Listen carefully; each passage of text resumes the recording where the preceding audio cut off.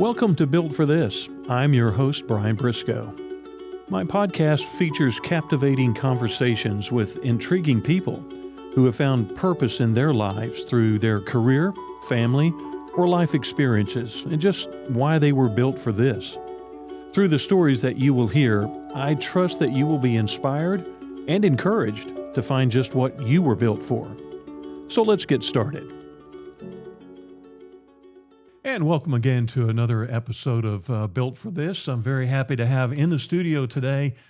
He's an entrepreneur, a beer brewer, just a real community connector, and a good friend. Seth Morgan is my guest today on the show. And Seth, thanks for jumping in. Absolutely, man. Thank you so much for having me. I'm super excited to be here with you. You know, we have a lot to talk about. We are going to talk about beer. We'll get to that. I'm good with that. Sure. But I'm going to start back with, and that wasn't necessarily where you were headed initially when you were growing up in Denton, Texas, and headed eventually to having a great brewery.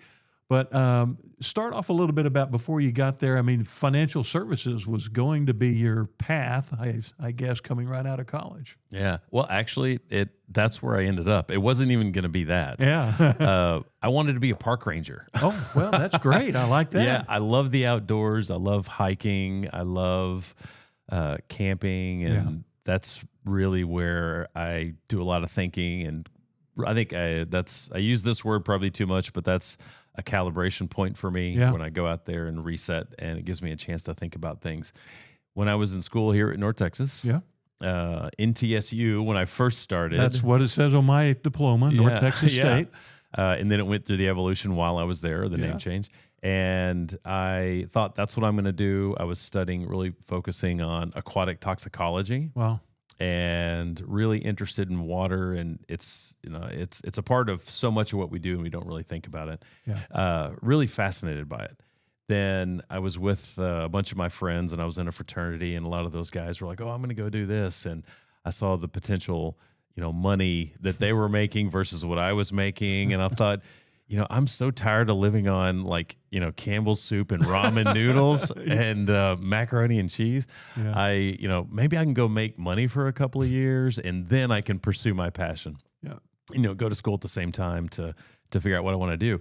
One thing led to another, and I ended up I had some really crazy jobs that some really gross jobs. So I'm willing to do anything based on some of the stuff I had to do in the past. But that led me to being in the financial industry for 28 years. And it was a wonderful experience. And it was a stepping stone to lead me where I am now. Yeah. I thought that was going to be my end goal. And I thought I would satisfy my camping, hiking, need to be a park ranger just by being out in nature. And that's how I've done that. But it led to a wonderful career and meeting a lot of people and some really good experience in the financial world for 28 years. Well, and you mentioned their water, and there you go. Here's the beer. We're going to talk about Denton County Brewing Company here in just a minute. We've got the live sample. Reformed water. I love this. Great beer down there. We're going to dive deep into that. You mentioned water, and I'm going to get back around to that also. But you've started a great charity. I do want to mention that, Orient Charities. Yeah, thank you. And that involves a lot of focus on water in Malawi. But we'll talk about that in just a minute. You mentioned you thought that's where the road was going to go once the park ranger thing didn't work out. And you're not going to work at Yellowstone National Park or anything like that. But you have an opportunity to talk a little bit about how going to another place on the globe, going to Europe and kind of just ensconcing yourself in the culture there, and you learned about beer and learned about culture there and maybe the effect that really beer has on community. What did that do for you as a person? Yeah, Brian, man, how much time do we have? This is a big story. I've always, I think, been intrigued with traveling, and I've always been interested or had a passion for other cultures, how other people live, and just seeing different parts of the world. Yeah. Specifically for culture and people, because I find that super fascinating. And I had an opportunity to travel in Europe for a summer. me and a friend of mine said, hey, we're going to get a Euro pass, fly over there and just get on trains and just go see where the wind takes us. Yeah. And we had a wonderful time, a wonderful experience, met so many people, so many different cultures. And I don't know if it's a good analogy, but it's mine. You know, when you look at a piece of paper, it's white paper with black writing typically. Right. And the reason you can read that is because it's not white paper with white writing. Contrast lets you see and experience things that you normally wouldn't do. And Denton is a wonderful place. But if I stayed here my whole life, I really wouldn't understand what Denton is in the context of the rest of the world or what makes us special. When I traveled, it created that contrast, right? You know, the black and white. So then it really helped me understand, wow, this is who I am. I have a better understanding of my identity, of my culture, what makes us special, and it helps me value those things more. Yeah. And then I see things, well, here's also parts of me and parts of the community that I see opportunity to improve on based on how people do it in other places. And Africa, we can talk about that later, but Africa is a big one on how much the community has to depend on each other. Right. Versus here, our community depends on each other because we choose to, not because we have to. It creates a very different dynamic, but that's an example. But back to some of the fun stuff. When I was traveling around, I fell in love with Europe and decided I wanted to spend more time there. So I did the international exchange program at UNT. And at the time, I could only speak English, so I only had a few options. I wanted to go to Spain or another place, but I had to be fluent in the language. Got to go to England. Yeah, so I'm going to England. I kind of cut some of my choices down. Ended up in a town called Newcastle upon Tyne, and I was already, a social butterfly, if you will. And so, of course, I'm going to go to the pubs, and you walk in and like, hey, do you got a Keystone Light back there? Or, you got a Milwaukee's Best? I'm kind of poor, and they're like, what are you talking about? We're not going to drink that, that crap. And so I was like, okay, well, I'll start drinking what you have here. And I remember I had this one professor that often he would take us to class in the pub, and we would sit around, we'd meet in class. He's like, come on, let's go to the pub. Field trip. And we would sit there. It was like right across the street from our building. And we'd sit there and people would get a pint and we'd have class, and it became a very conversational learning experience versus just a teacher getting up in the front of an auditorium and giving, okay, here's the lesson, and them talking the whole time. And I really liked that interaction, and I liked that process of learning, and it made a massive impact on me. And just the idea of pubs, which are public houses, and they are these hubs for communities where people come together to talk about everything under the sun. And I was just enamored with this idea of how that community comes together. And it's not that we didn't have it here in Denton. We did it in other ways, but it wasn't facilitated quite the same. We started seeing it more with coffee shops, right? Yeah, when that became a big deal. Yeah. And this is, I guess, an adult beverage form of that. But I really liked that culture. So when I came back, it stuck with me. I started brewing, and I always wanted to recreate that possibility in our community. And that's one thing, a short story, but that's the path that led to Denton County Brewing Company. Yeah. And so, combining what your passion that you found over there on your trip, and then financial services and everything. So, how were you at all hesitant at all to take on that entrepreneurial spirit and say, I'm going to open up a business and do a business here in my hometown, and I want to try to make it reflect what I experienced with that public connection in Europe? Honestly, I was more afraid of not doing it, of the idea of not having tried and having that regret for the rest of my life. Life will always have regret, either pain for having to be disciplined to accomplish something, or pain because you decide not to do something and you look back and wish, wow, I regret. I should have done that. So when I was growing up, our family had a construction company, so we had a family business, and there were a lot of good things that came out of it. I saw how families worked together and built a business and the impact it had on people locally. Yeah. And we were down in Austin. So I lived here. We went down to Austin for 3 years. Mm-hmm. And I was actually in San Marcos. And we had a construction company. And that was right when the S&L crisis happened. And so we literally, us and several other construction companies, went belly up literally overnight. Yeah. And so we filed bankruptcy, and it was a horrible experience. But I realized that, you know what? You can always recreate yourself. You can always keep going. And this too shall pass. So my parents really taught me, like, I remember when all this happened, I was like, oh my gosh, what are we going to do? We're bankrupt. We lost everything. And they were like, we'll just keep going. Yeah. And that mentality, that hope, has always stuck with me, and I think that's built into my path and purpose. And when I was doing this, I really wanted to do it, and then it was really my wife that she pushed me over the edge, because I was like, I have responsibilities to my family and to my wife, and she was like, no, if either do it or don't, but stop talking about it. But if you don't do it, you're going to regret it for the rest of your life. And I knew that was actually the biggest fear of not trying, not taking the risk. And thank God she continues to push me forward, and she said that, and here we are, 10 years later. Yeah, 10 years later. And now I know, for any entrepreneur that takes on, and a business owner, there's no easy path. So a lot of challenges, I know, when you opened up. Yeah. And then through certain periods, I mean, I think every local small business that faced COVID certainly had a lot of challenges, but just getting the business off the ground. Mm-hmm. Talk about how how many were there days and nights of thinking, oh boy, that corporate thing looks pretty good now, or was it just what you had learned from your family that let's just stick to it and go for your dream? Brian, that's a great question, and I would say both. Yeah. And by the way, there's still times when I'm like, man, that corporate job would be so much. Me too.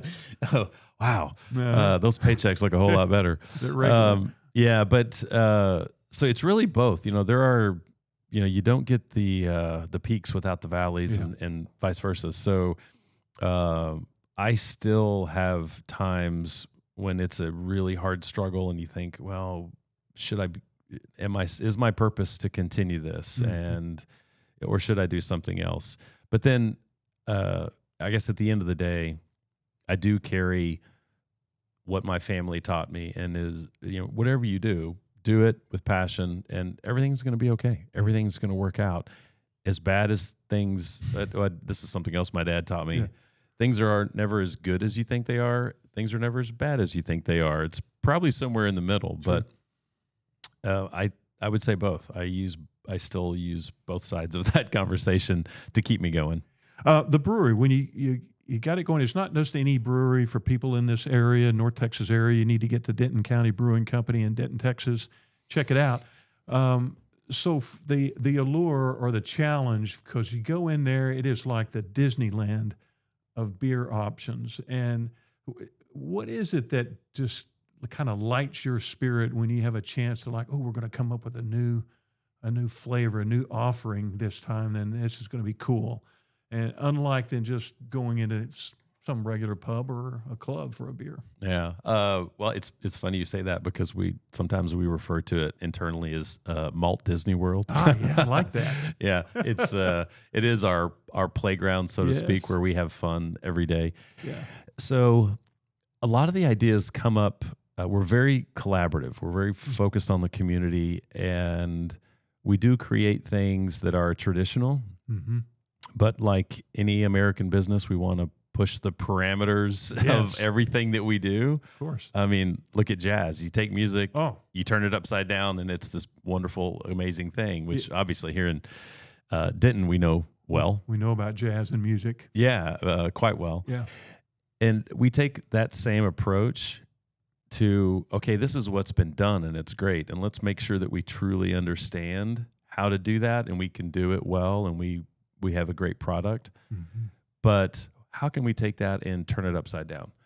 Something that we actually are coming out with next week. This is something I've never had. I've never seen it. So we said, hey, let's try this. Typically, Texas hot summers, you want a light beer like this. It's super easy drinking. But sometimes I still want a dark beer.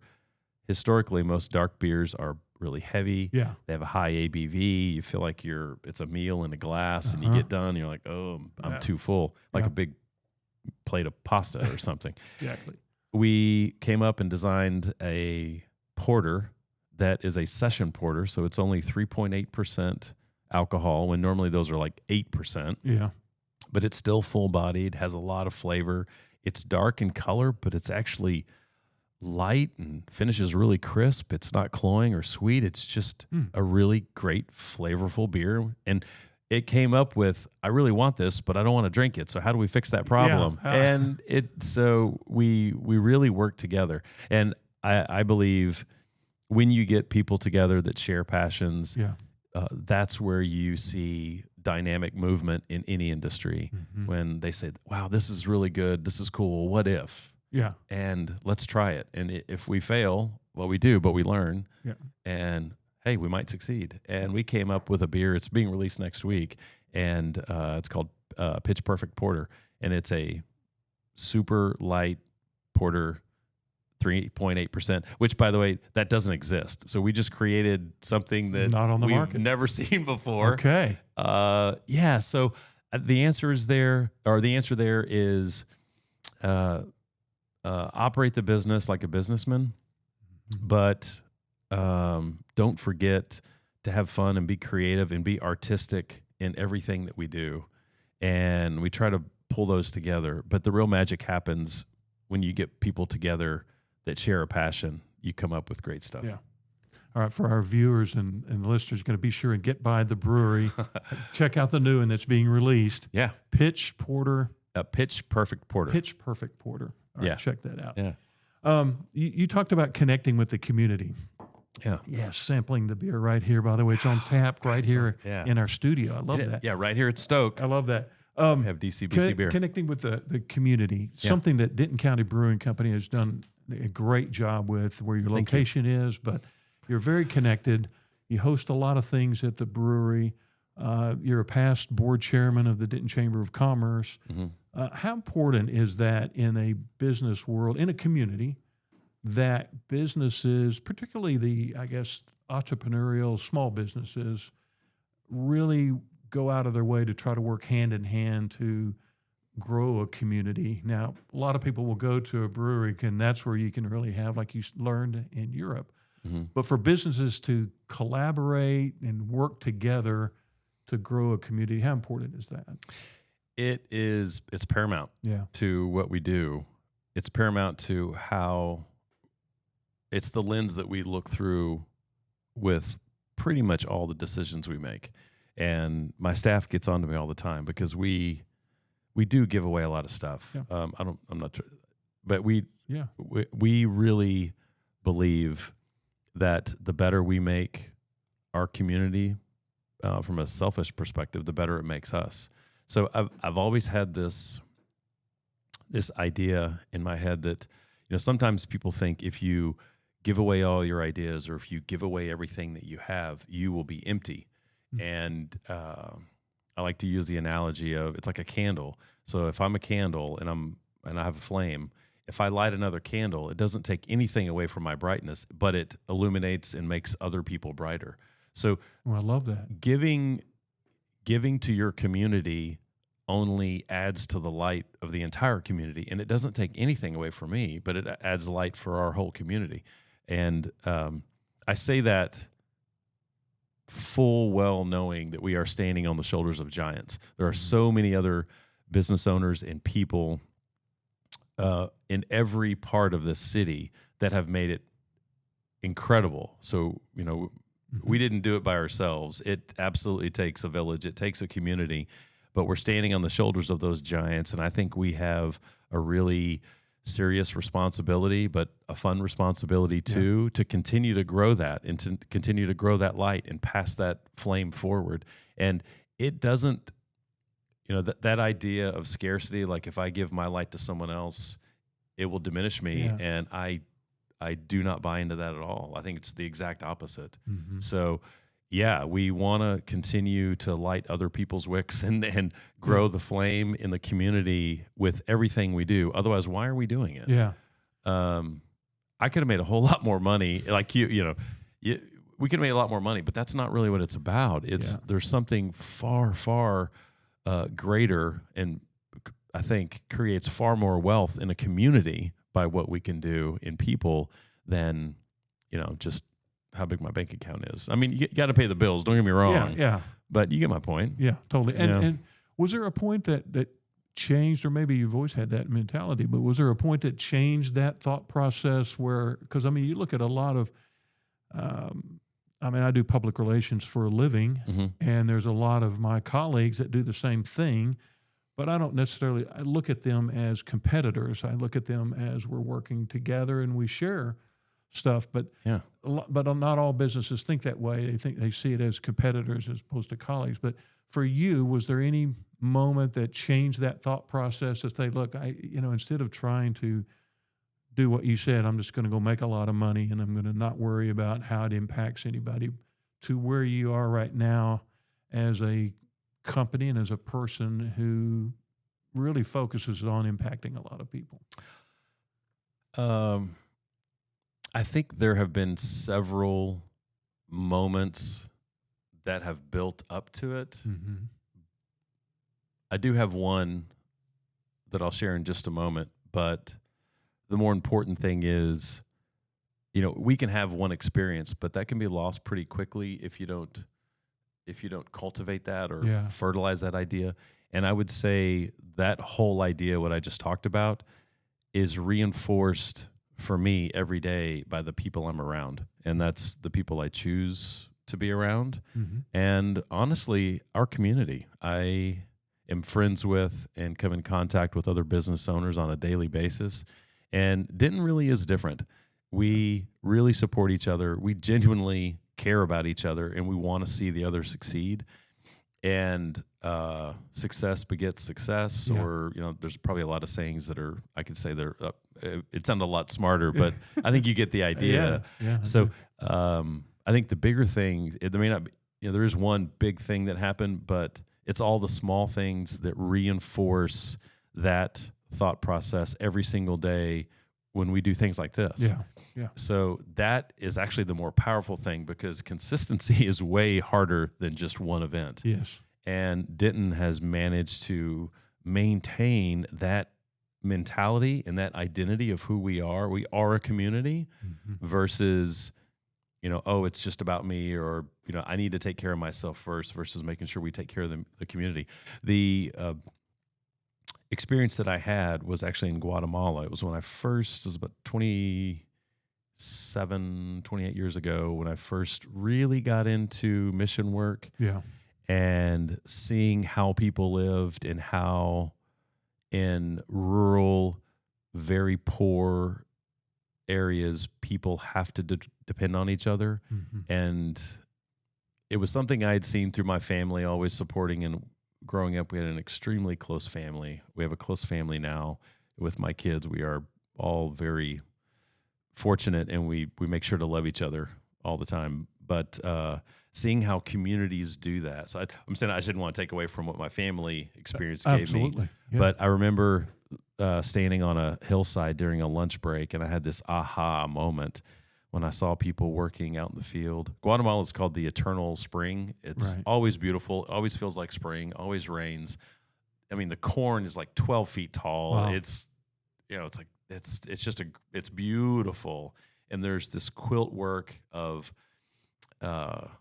like just growth and vegetation, where people are, farmers are working the land and looking out and seeing what was happening and how the community worked. And it brought me to tears. I was like, wow, this is amazing how these people live. Like, I need to grab this moment and I need to remember it so I can always carry it with me. But things get hard, days. Sometimes there's really hard days. Yeah. What keeps that moment alive is the daily interaction I have in this Denton community, where we take care of each other. If we ever lose that, man, we're like any other generic, mm-hmm. City that I don't want to name any, but there's any other city that you see a picture of and you can't tell what city it is. It's just a shopping center that has all the same stuff. So if we ever lose that part of our community, maybe I'll move. Well, you want to come with me? Yeah, we'll go somewhere. But I don't think we will. There's too many good people here. Yeah, I want to. I'm going to come back to that idea in just a minute about the Denton's identity and authenticness that we have here. But I don't want to lose the train of thought. You mentioned Guatemala, but that takes me to the thought of Orant Charities. Yeah. And how did that idea come up? We're going to talk about exactly everything that you do with that, but where did that come from and the work that you're doing in Malawi? So that moment that I just shared with you, I believe is when the seed got planted for Orant. And I knew when I got back that I couldn't just pigeonhole that experience. Yeah. I had to do something with that information. And it started a mantra that I still carry today. And it is, what are you going to do about what you believe? And I say that to myself all the time. Mm-hmm. What are you going to do about what you believe? When you need to make a decision and it's hard, well, what is your belief system? And then what are you going to do about it? Like, what action are you actually going to take about what you believe? Based on your beliefs. Yeah. And I knew when I got back that I needed to do more than just go on a mission trip once a year. I knew that I had the capacity to make a bigger impact on people. Mm-hmm. And that led me down a road to do more mission trips, to try to find ways to help people that couldn't get any help, ones that had zero opportunity.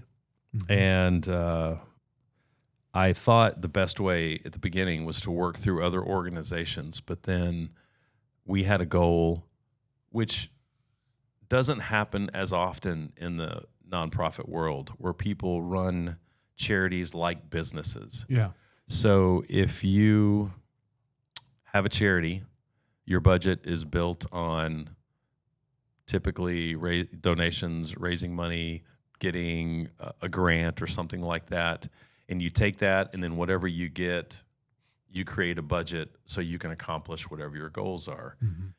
Everyone on our board now, almost everyone on the board, we've cycled through, but our goal was to find people who had worked real world, owned businesses. They were business owners. They had to go out, and if they wanted to eat, they had to go hunt and, kill what you eat, right? Yeah.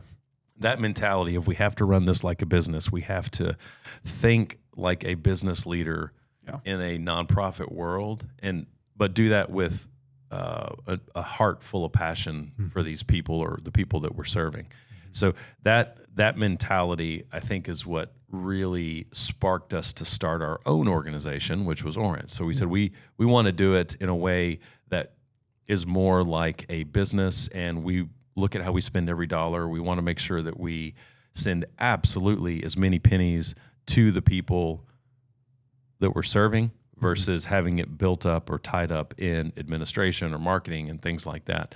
So one thing led to another, and a turning point in this whole process was sitting down with a good friend of mine. His name is Michael Tenney, and he is an incredibly successful businessman. And he said, okay, well, let's make this happen. If you want to do it, let's make it happen. Mm-hmm. And we forged forward, and starting out, there's no way I could have done it without him. Again, I would say with everything, there's no way I could have done any of the stuff without the people around you. A lot of support people in has to be everything. Has to be. Yeah. Anybody who says, "Oh, I did this by myself," I don't trust you. No. Everyone got support, help from another person, some or many people along the line.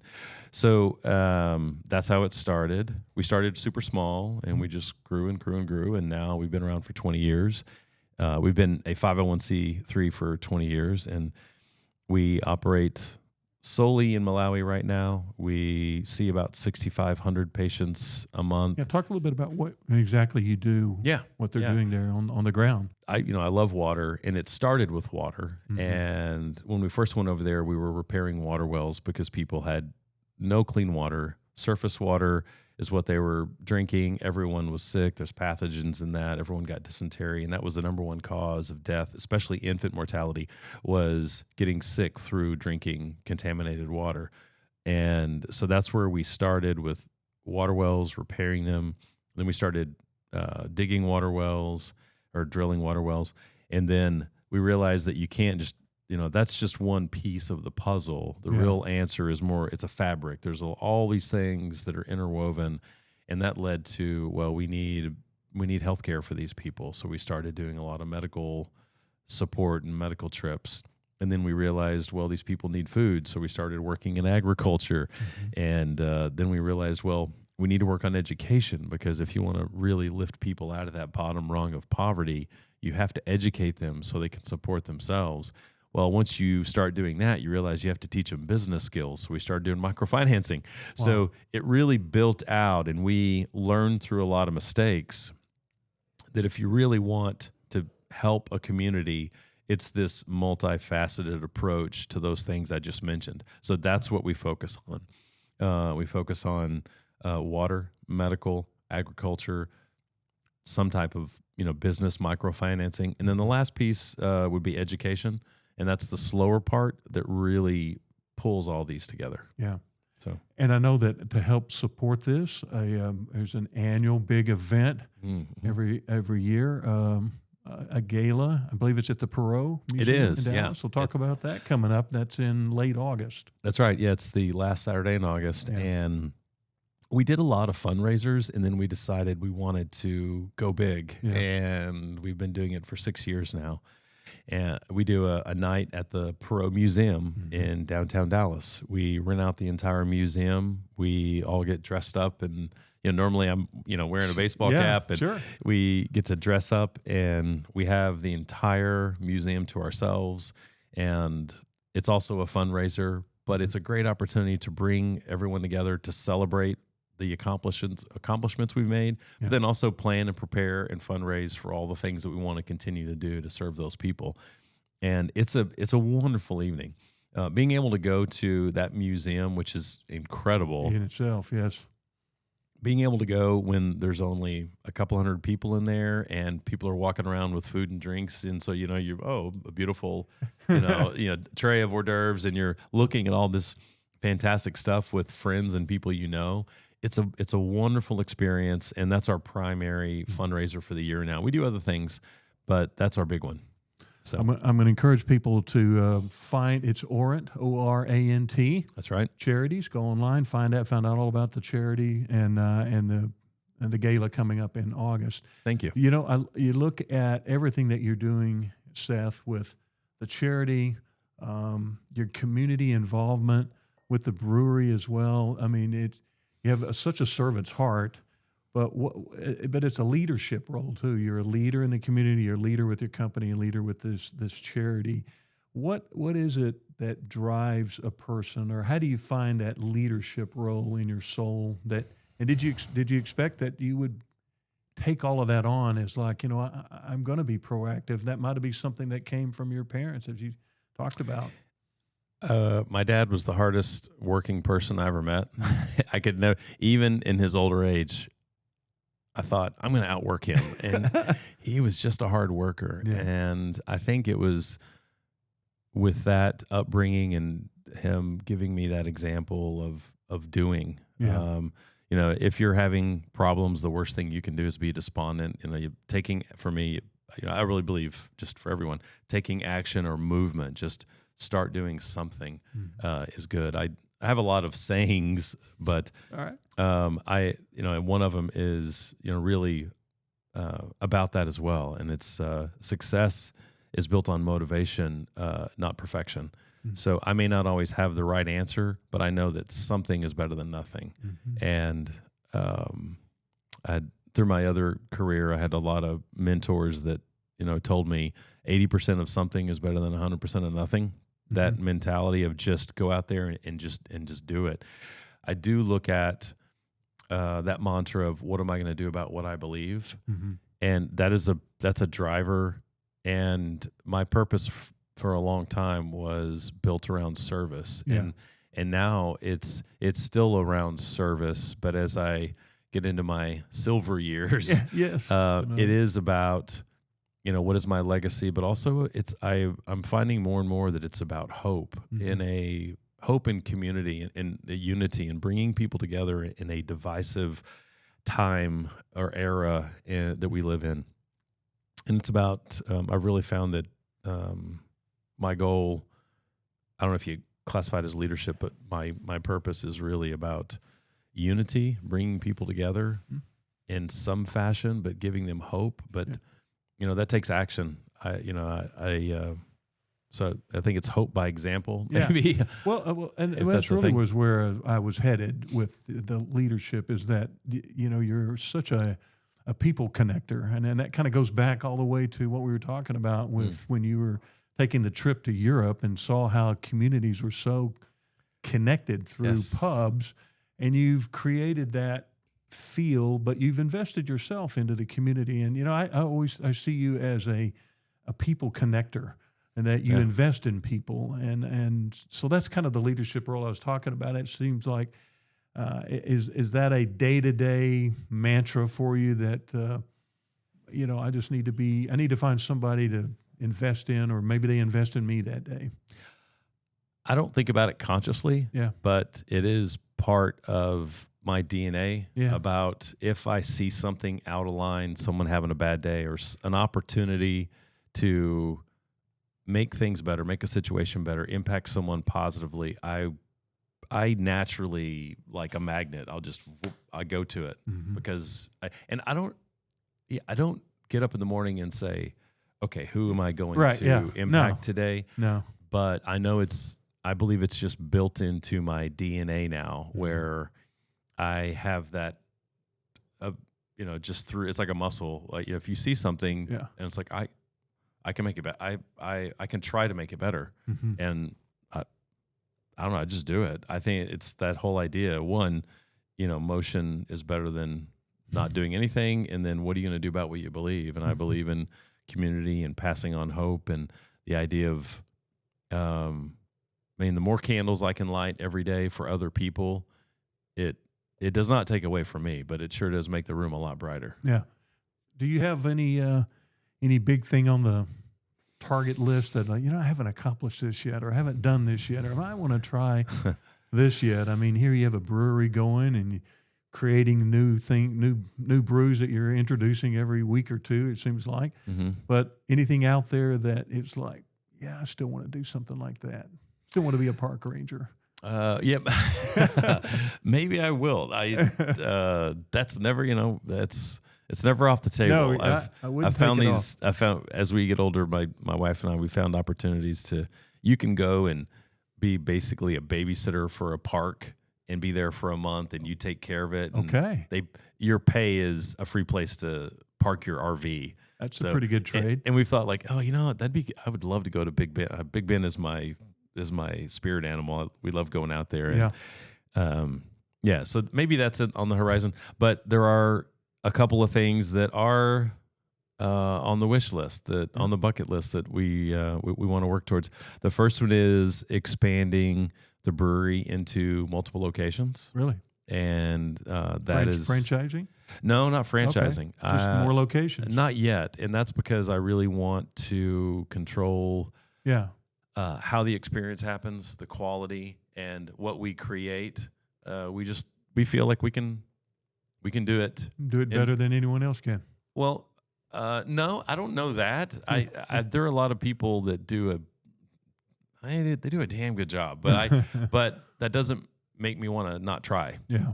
So I absolutely want to keep trying, and we think, well, if we can impact this many people in one location, and we can do this, why not do it in 3 or 4 or 5? Maybe at some point. Yeah. Maybe that is the answer. Maybe franchising is the answer. But right now, it's just about us expanding our footprint in how we do things, and that's an active project. So that is an active project. And then another one is a beautiful thing. I have learned so much from so many people ahead of me that have had such a big impact. And as they got older in their career, they were able to take experience and turn that into information and then knowledge and wisdom for me, and being able to pass that on. So whether that's, teaching classes at one of the universities, getting involved in something along those lines, having a role or participating in helping other people through education. And there's actually something in the works for that too. Okay. So both of those projects are a little too early to talk about, but don't be surprised. I could see you as an adjunct professor, which is also a dream of mine too. Yeah, well, I've done a lot of guest lecturing. Okay. And been doing that for about 4 years, and absolutely. How's that experience for you? Oh, I love it. Really? I absolutely love it. And I've made some really good friends, and there's been students that have come into the brewery like a year or two later, and they're like, "Oh yeah, I still remember you taught us that class," and so that has sparked something in me that I want to pursue.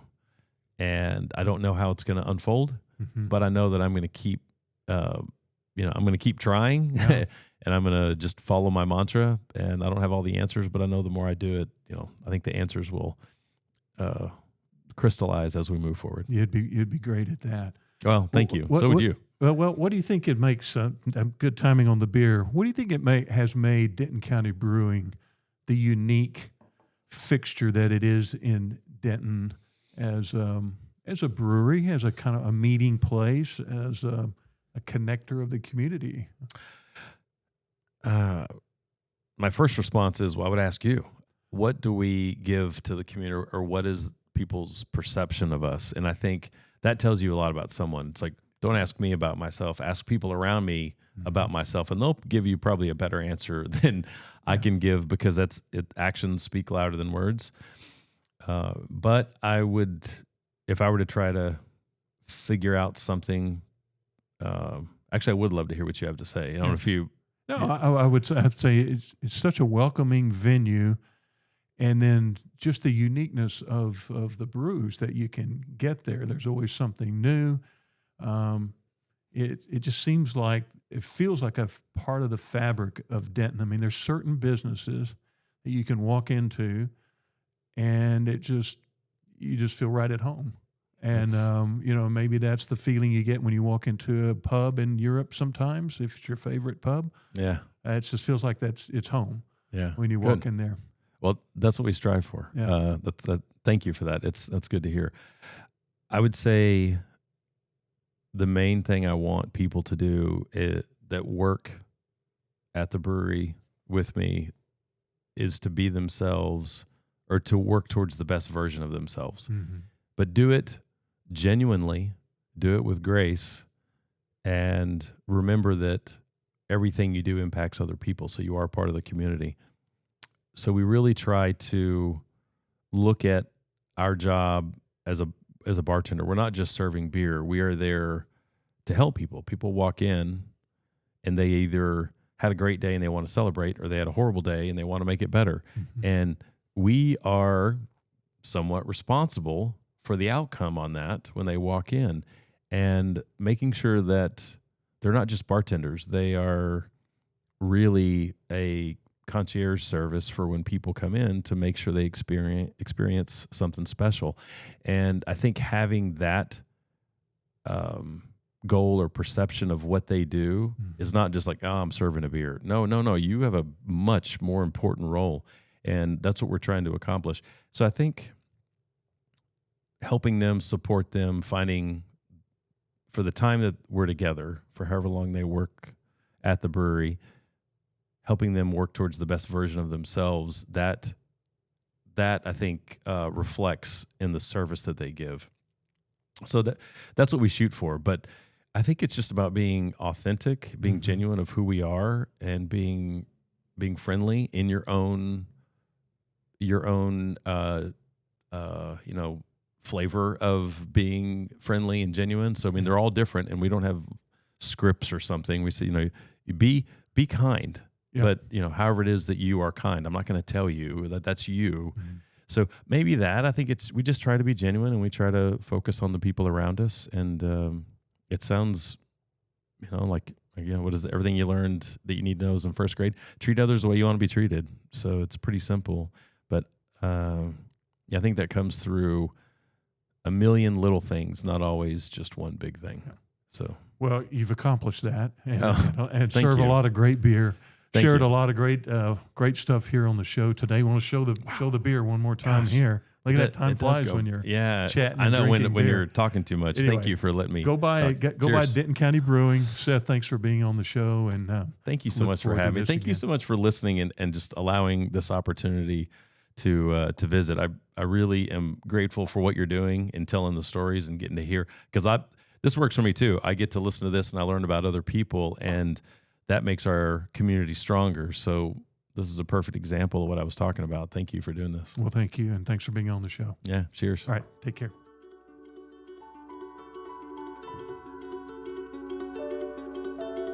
Thanks for joining me on this episode of Built for This.